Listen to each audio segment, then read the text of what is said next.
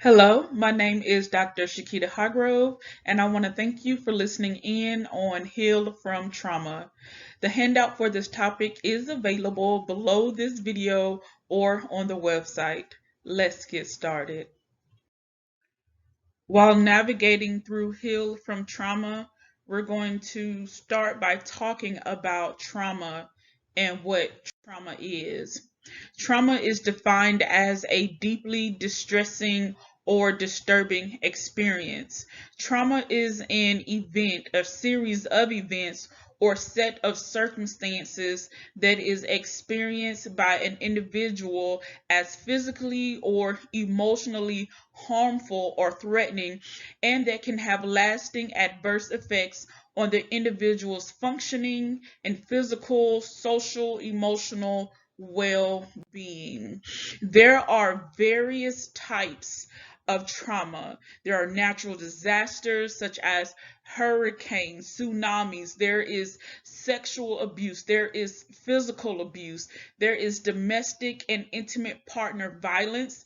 There's medical injury, illness, or procedures. There's community violence. There's neglect and deprivations. There's traumatic grief, dealing with the passing or the loss or the abandonment emotion. There is being the victim of a crime. There's kidnapping. There's accidents like car accidents. There's school violence, and there's this experience of loss. There's a variety of types of trauma. Trauma, when experienced, it attacks your identity. A person's identity is a self portrait that's constructed of many pieces. For instance, your vocation or career, your political standing, religious or spiritual belief, relationship status, sexual identity, your ethnicity and culture, your personality, your physical identity. There are so many things or puzzle pieces that's a part of your identity. And when you experience a trauma, it attacks your identity. Begin to question who you are. You begin to question your strength, your religious beliefs, your sexual identity. You begin to question if you've chosen the right career. You begin to question your identity.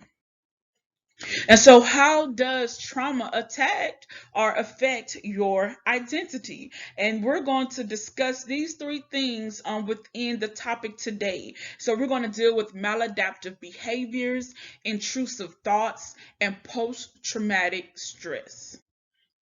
Maladaptive behaviors are those that stop you from adapting to new or difficult circumstances. They can start after a traumatic event, major life change, or illness. Maladaptive behaviors can be identified and replaced with more productive ones. If they are not replaced, they can lead to social, emotional, and health problems. And so, examples of maladaptive behaviors that can become a self-destructive pattern are avoidance, which is continually avoiding something and not addressing the problem. Withdrawal, your go-to strategy to limit interaction, which results in isolation and builds anxiety. Passive aggressiveness, self-harm, such as cutting, picking at scabs, or pulling out your hair. Anger, which is that uncontrolled anger that doesn't resolve or solve problems. It alienates others and hampers your ability to communicate effectively. There's also substance use, and maladaptive daydreaming is when you engage in extensive fantasy in place of human interaction or participation in real life. They keep you from facing reality. Then there's intrusive thoughts. Intrusive thoughts are unwanted thoughts, impulses, or mental images that often cause significant anxiety, stress, and impairment within an individual's ability to function. These thoughts may surround the fear of committing an act, one considered to be harmful, violent, immoral, sexually inappropriate, or sacrilegious. Intrusive thoughts last longer and often return. A few disorders that are associated with intrusive thoughts are obsessive compulsive disorder and post-traumatic stress disorder. So, post traumatic stress. This is a disorder and it is a mental health condition that's triggered by a terrifying event, either experiencing it or witnessing it. Symptoms may include flashbacks, nightmares, and severe anxiety, as well as uncontrollable thoughts about the event. Most people who go through traumatic events may have temporary difficulty adjusting and coping, but with time and good self care, they usually get better.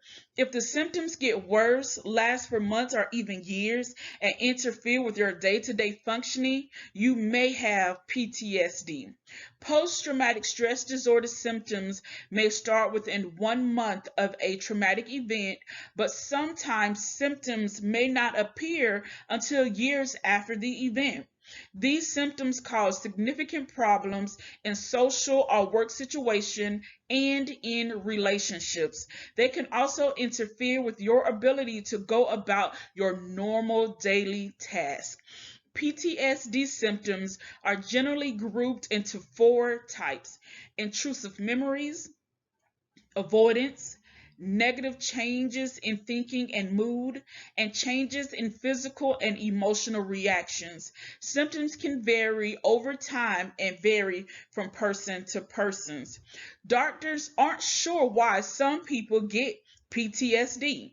As with most mental health problems, PTSD is probably caused by a complex mix of stressful experiences, including the amount and severity of trauma you've gone through in your life, inherited mental health risk, such as a family history of anxiety and depression, inherited features of your personality, often called your temperament, and the way your brain regulates the chemicals and hormones your body releases in response to stress. And so we've quickly gone through what trauma is, and now I want us to talk about healing, becoming sound and healthy again. Becoming sound and healthy again. Heal. Become sound and healthy again. Alleviate a person's distress or anguish. And so while we're dealing with healing from that trauma, we're going to revisit on how to heal from maladaptive behaviors, intrusive thoughts, and post-traumatic stress. Maladaptive behaviors. If you've fallen into a pattern of maladaptive behaviors, you've taken the first step by recognizing it. Now you can make a conscious effort to change the way you react to things. Consider alternate, more productive behaviors to replace maladaptive ones. It will take some practice, so it's important not to slide into avoidance. Any conditions such as addiction or anxiety need to be addressed with the appropriate professional. Depending on your circumstances, treatment may include addiction counseling, anger management, cognitive behavioral therapy, exposure therapy, meditation, relaxation, and stress reducing techniques, and talk therapy. A lot of times when dealing with maladaptive behaviors and working on healing from it, healing from the trauma that caused those behaviors, if you can talk with someone that you trust who can give sound advice, and if you can transition those negative behaviors to ones that are positive, you can break the cycle of committing or having maladaptive behaviors. Intrusive thoughts. So, ways to stop intrusive thoughts. Self care. A good step toward treating intrusive thoughts is recognizing what they are, just thoughts. You can learn to label them when they happen. Recognize they're not intent or desire, and then push them out. If you don't give yourself the time to engage with the thought will disappear. And cognitive behavioral therapy, acronym CBT. Talk therapy is a way for you to discuss the distressing thoughts with a mental health expert. You'll learn ways of thinking and reacting that can help you become less sensitive to the intrusive thoughts.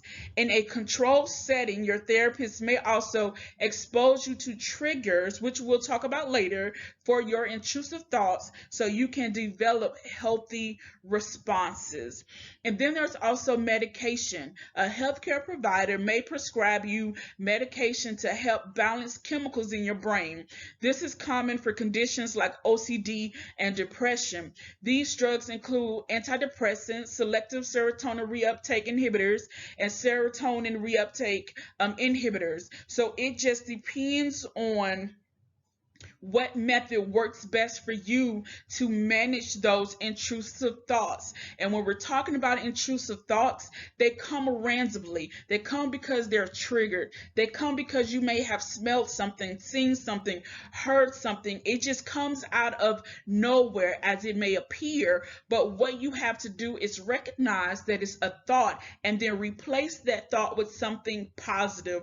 Bring yourself into your now so that the thought that is of something of the past, that thought that is connected to that trauma does not linger in your mind, which causes you to have maladaptive behaviors, that causes you to exhibit symptoms of trauma. So you have to be able to recognize what an intrusive thought is and don't allow it to linger.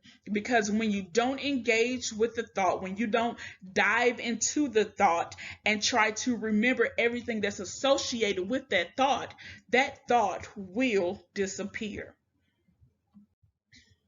Post-traumatic stress.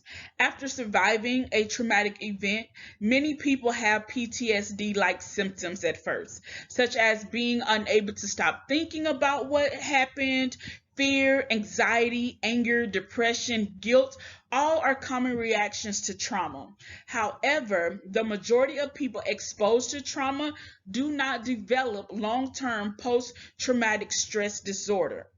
If you have disturbing thoughts and feelings about a traumatic event for more than a month, if they're severe, or if you feel you're having trouble getting your life back under control, talk to your doctor or a mental health professional. Getting treatment as soon as possible can help prevent PTSD symptoms from getting worse. Getting timely help and support may prevent normal stress reactions from getting worse and developing into PTSD. This may mean turning to family and friends who will listen and offer comfort. It may mean seeking out a mental health professional for a brief course of therapy. Some people may also find it helpful to turn to their faith community. Support from others also may help prevent you from turning to unhealthy coping methods such as misuse of alcohol or drugs. When you experience a trauma, symptoms may arise, such as fear, anxiety, guilt, aggression, pain, isolation, avoidance. Then you have the intrusive thoughts, the maladaptive behaviors. Those things, those symptoms can arise after experiencing a trauma. Oftentimes, those symptoms do not last long, depending on if you engage with the memory, if you engage with the thought, if you engage with the pain and all of the emotions that you've experienced from the trauma. It causes a bubble, it causes a cloud, it causes you to cocoon yourself in this traumatic experience, and you have to fight your way out of it so that you can have that sound mind, so that you can get back to your identity and maintain your security. And in order to do that, at times it's necessary for you to find someone that you can talk to, that you can talk it out with. And if you don't have that personal person that you can connect to, if you don't have that individual from your faith community, such as your pastor or counselor or what have you, then it may be necessary for you to reach out to your physician intervention so that your symptoms don't increase and become something that lasts for years or for an extended period of time. Because as we've already stated, when dealing with trauma, with trying to go through the healing process, it can take longer if you allow things to linger and not communicate to try to heal yourself from the experience that you had to endure. I wanted to make sure that I put this slide in because there are instances when a person's symptoms of trauma overwhelms them. And so if you or someone you know has suicidal thoughts, get help right away through one or more of these resources. One, reach out to a close friend or loved one. Contact a minister, a spiritual leader, or someone in your faith community. Call a suicide hotline.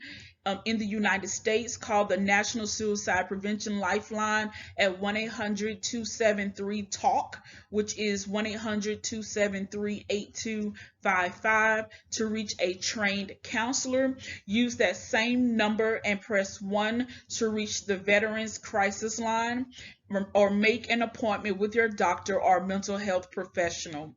If you think you may hurt yourself or attempt suicide, call 911 or call your local emergency number immediately. If you know someone who's in danger of attempting suicide or has made a suicide attempt, make sure someone stays with that person to keep him or her safe. Call 911 or your local emergency number immediately, or if you can do so safely, take the person to the nearest hospital emergency room. And so let's talk about triggers, identifying what's opposing your life, what's coming against your identity, what's stopping you from breaking through the barrier to regain your security, your safety, to be more sociable, to be more personable, to pretty much gain your life back. Types of triggers can be placed into two categories: internal and external. Internal are your thoughts of lonely, abandonment, vulnerable, memories, emotions such as anxiety, sadness, anger, frustration, bodily sensations such as heart racing and muscle tension. External triggers can be situations such as smell, anniversary, holidays, a car accident, people such as an argument, end of a relationship, someone who reminds you of another, and conversation, as well as places, movie, or television show. How do you manage these triggers? There are healthy ways to cope with triggers, and those suffering can feel reassured that they don't have to give triggers power. When that trigger comes, you don't have to give it power to suck you back into that traumatic event. One of the most important steps to managing triggers in healthy ways is to be self-aware. Being self-aware allows for individuals to understand the driving force behind their behavior or the trigger before and after they react. Simple recommended methods to effectively manage triggers include exercising, resting, therapy or counseling, meditation or mindfulness, spending time with positive people, drinking water or tea for relaxation or hydration, joining a support group, eating nutritional meals, using positive distractions, and reframing negative attitudes or perceptions. Practices like mindfulness allow individuals to focus on right now, placing their mindset in the present moment. This encourages detaching from painful or distressing experiences and can reduce stress. Healthy ways of managing triggers allows individuals to thrive without turning to damaging coping mechanisms that can harm them or one of the resources mentioned earlier to aid in healing from trauma was to talk to someone in your faith community. Real quickly, I want to provide some biblical references for strategies and spiritual tools. So, strategies and spiritual tools. Here are some scriptural references that can help you battle back for soundness of mind, inner healing, assurance in safety, and secured identity. Soundness of mind. 2 Timothy 1:7.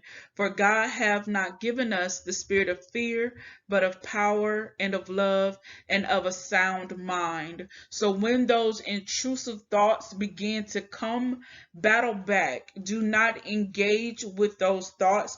Do not allow those thoughts to have power over you, nor let those thoughts win.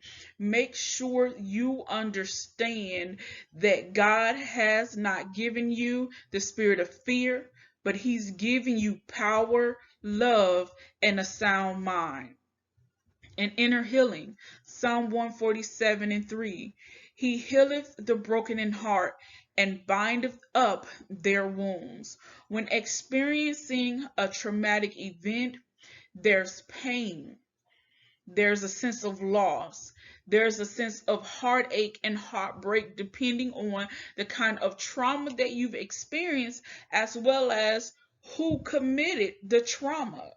And so Psalm 147:3 lets you know that the Lord heals the broken in heart and He will bind up your wounds.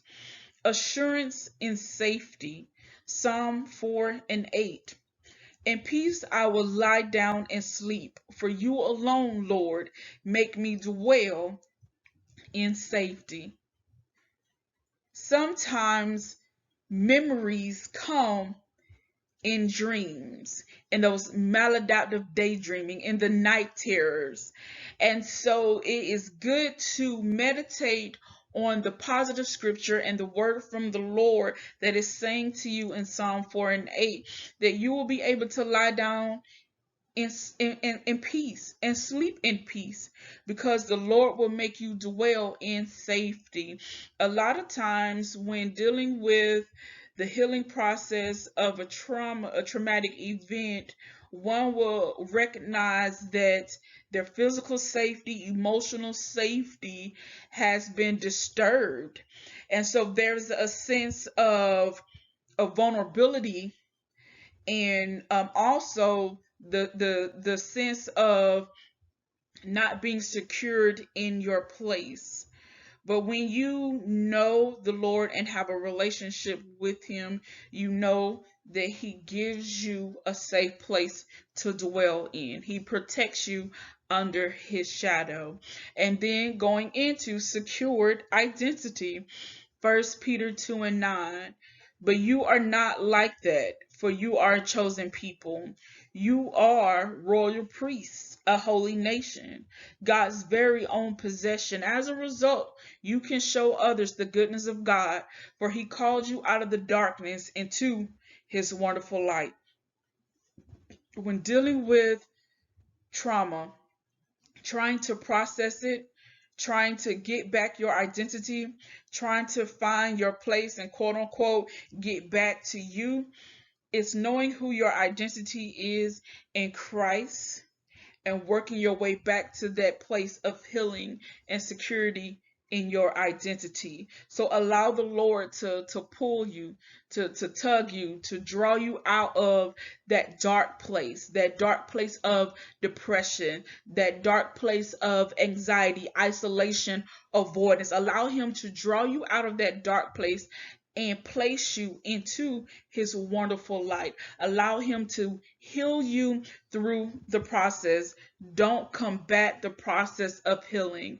Battle back. Don't allow trauma to win. Don't allow the maladaptive behaviors, the intrusive thoughts, the post-traumatic stress symptoms overtake you.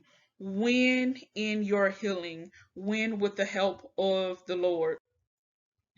And a lot of times, dealing with trauma, as stated earlier, because trauma can be categorized as internal and external. But real quick, I want to talk about internal battles. And so, Psalm 13:2. How long must I wrestle with my thoughts and every day have sorrow in my heart? How long will my enemy triumph over me? When dealing with trauma, you go through a grief process. You begin to experience loss. You begin to question things. You begin to analyze, how did things get here? How can I get out of this? Why do I wrestle with these thoughts? But then you go back to that verse that we talked about in 2 Timothy, that the Lord gives you a sound mind. Job 9:16 through 18 and 20 through 21. Even if I summoned him and he responded, I do not believe he would give me a hearing. He would crush me with a storm and multiply my wounds for no reason. He would not let me catch my breath, but would overwhelm me with misery. Even I were innocent, my mouth would condemn me. If I were blameless, it would pronounce me guilty. Although I am blameless, I have no concern for myself. I despise my own life. When you experience hardship, when you experience that traumatic event, you begin to question a lot of things. You begin to question, why did this happen to me? I did nothing wrong.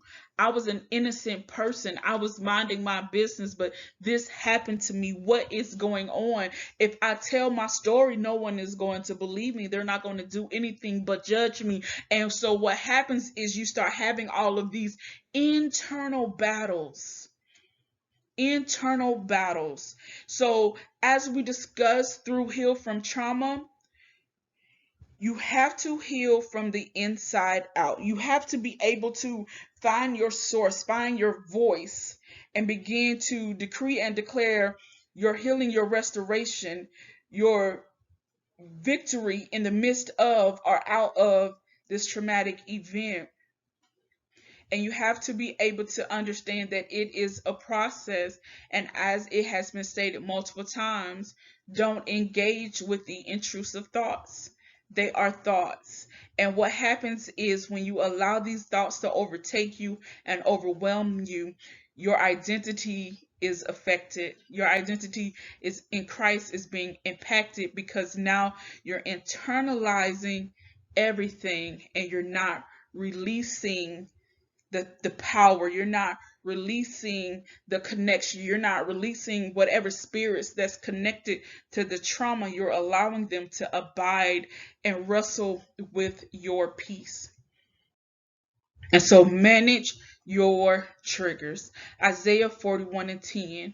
Fear not, for I am with you. Be not dismayed, for I am your God. I will strengthen you. I will help you. I will uphold you with my righteous right arm. When you're going through and experiencing traumatic symptoms, ask the Lord to help you. Seek him so that he may give you strength.